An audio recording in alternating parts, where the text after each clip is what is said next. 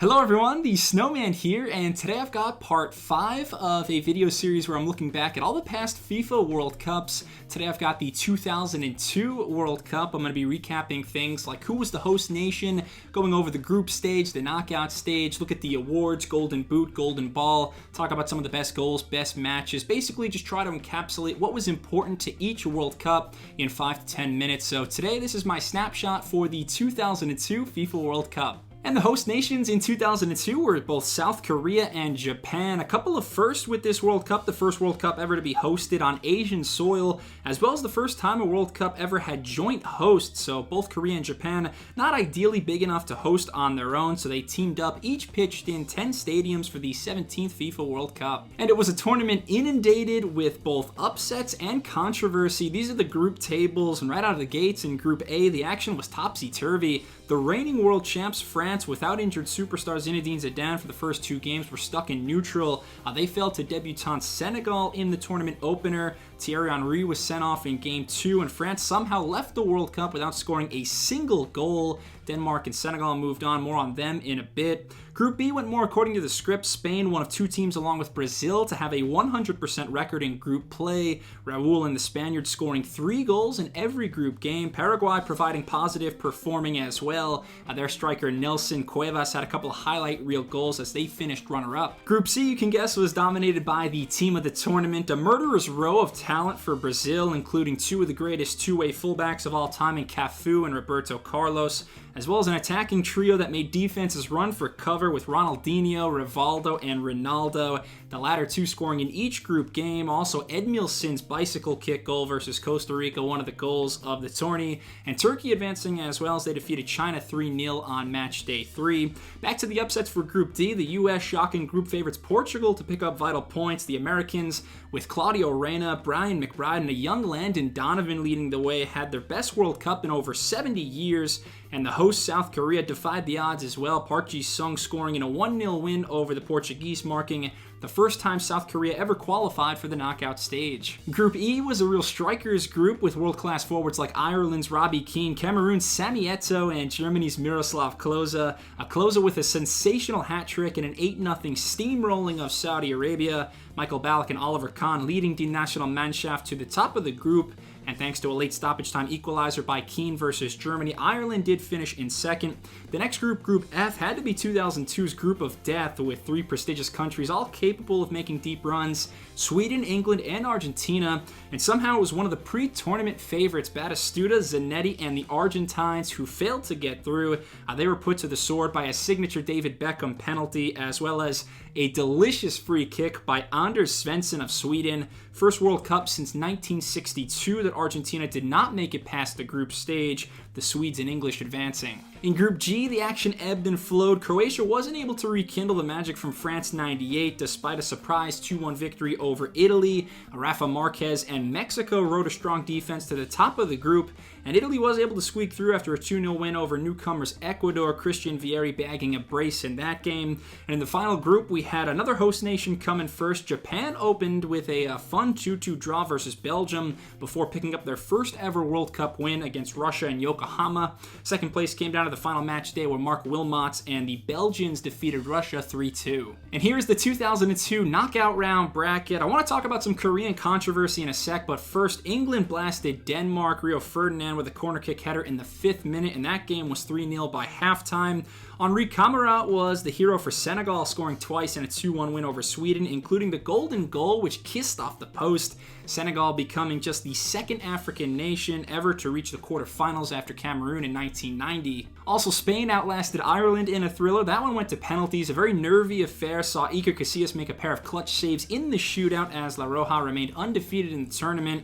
The U.S. had perhaps their greatest ever match as they played Mexico for a spot in the quarters. First and only time those two great rivals have ever met at the World Cup finals. They've battled in Gold Cup finals, Copa Americas, a bevy of World Cup qualifiers, of course, but never at the main event, so the stakes were high. McBride had an early scramble goal off a cheeky Rayner run, and Landon Donovan provided the insurance with a header in the 65th minute. So just 4 years after finishing dead last at France 98, the USA improbably beat their arch enemies 2-0 in their quarterfinal appearance, their best ever result besides the first ever World Cup in 1930 when the US finished in third.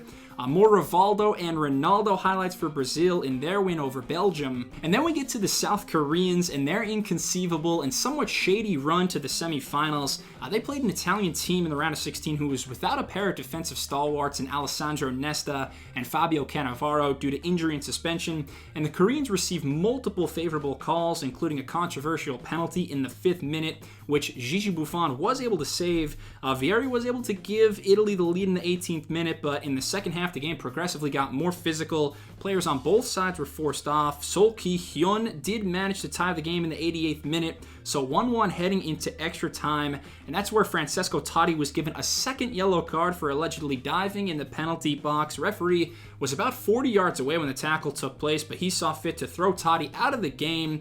And to make matters worse for Italy, they had a golden goal winner ruled out by Damiano Tomasi. That was disallowed after he was ruled offsides. And in the 118th minute, Korea's An Jung-hwan finished a cross to give the host nation the win, ending one of the more infamous matches in World Cup history. And the good fortune did not stop there for South Korea in their quarterfinal win over Spain. Spain had not won, but 2 seemingly clean goals disallowed. The first one in regulation, a header by Ruben Baraja, was taken back because of alleged shirt pulling and pushing in the box. And the second one was in extra time. Fernando Morientes thought he scored. However, the linesman ruled the ball was out before the cross came in. So the South Koreans ended up winning in penalties to book their tickets to the semifinals. Both the Italian and Spanish fans were absolutely incensed. There were countless conspiracy theories. FIFA was under some heavy fire by the Italian and Spanish Federation specifically, but FIFA President Sepp Blatter refused to credit Korea's wins to the officials, so I guess it's just one of those things. It is what it is. Back to the other quarterfinal matches, though. Michael Ballack, he scored the lone goal for Germany as they triumphed over the U.S. Maybe the match of the tournament then, England versus Brazil. Some of the best and most iconic athletes sharing the pitch that day. The English got off to a dream start after a defensive error by Lucio, followed by a real poacher's goal by Michael Owen. But then just before the stroke of halftime, a mesmerizing run by Ronaldinho, who galloped and danced among defenders to set up Rivaldo, who knotted the score at 1.